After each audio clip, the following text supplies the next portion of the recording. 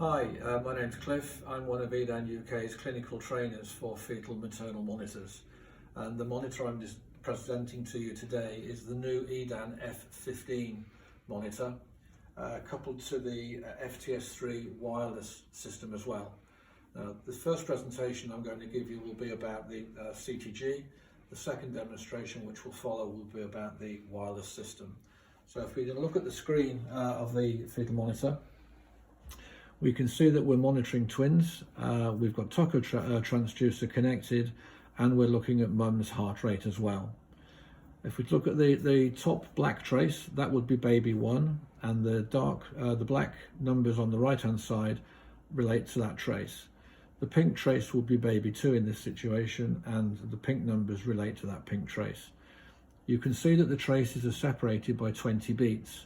This system can automatically provide a separation which is determined by the trust. You set it up, you ask us to set it up, and we will set it up so that when you plug in the second ultrasound transducer, you will automatically get a 20 beat separation for baby 2 and baby 1.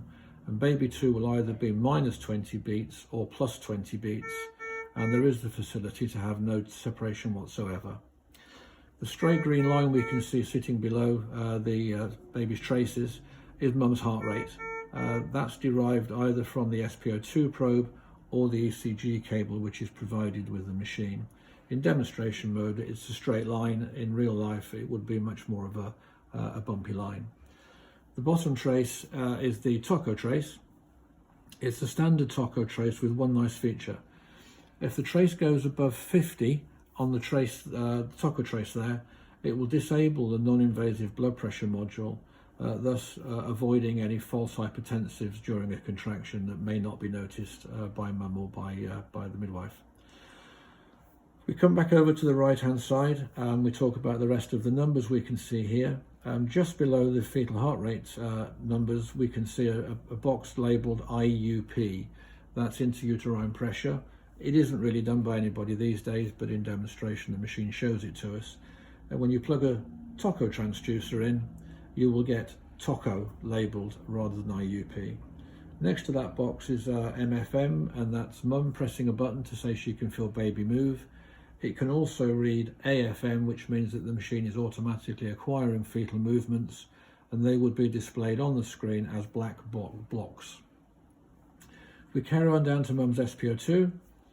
Standard SpO2 probe, NIBP. We have a whole range of cuffs from small adult all the way up to thigh, including large adult.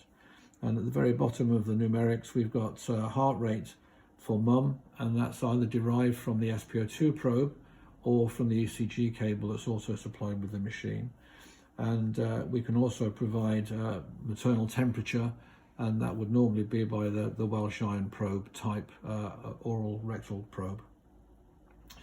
So we've talked very briefly now about what we see on the screen as a result of baby being monitored.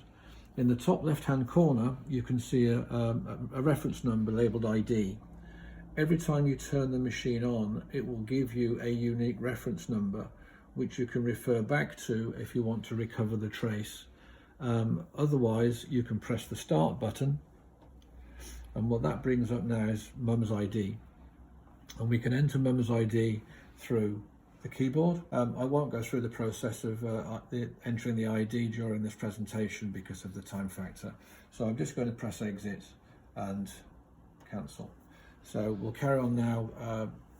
If we had entered mum's ID and the gestational age for baby, it would all be presented in this top left hand corner, and then when you want to retrieve the CTG from the machine through this queue window here, you will be able to find mum's ID and recover the CTG, and I will show that happening in a few minutes.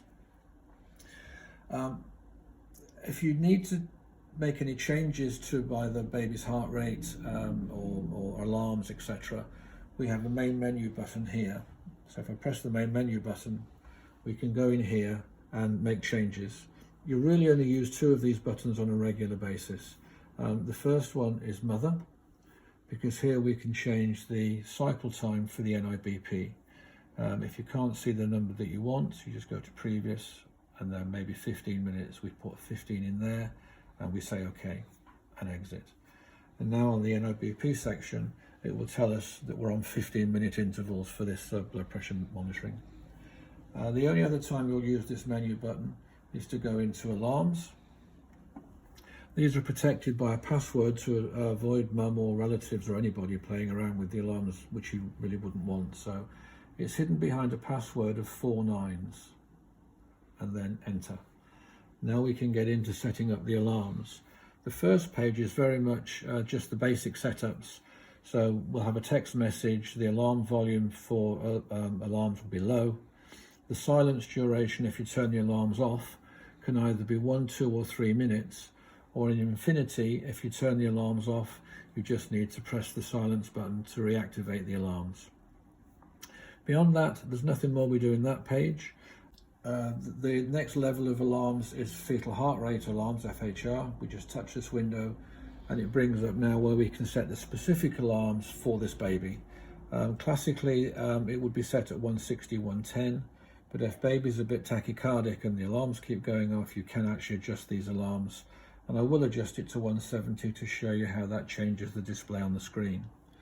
To accommodate accelerations, we can delay the alarm by classically 15 seconds from my point of view, and decelerations, low alarms, we can set a delay for the alarm to avoid alarms going off as soon as the parameters are violated. Normal practice, I'm sure. And then we say OK, and we say OK, and exit for speed. If you don't touch the screen for about 10 seconds, the menus will unwind and you'll come straight back to the CTG. There are only two more things I want to talk about really that are nice and unique almost to this machine. Firstly, we have 3 screen displays.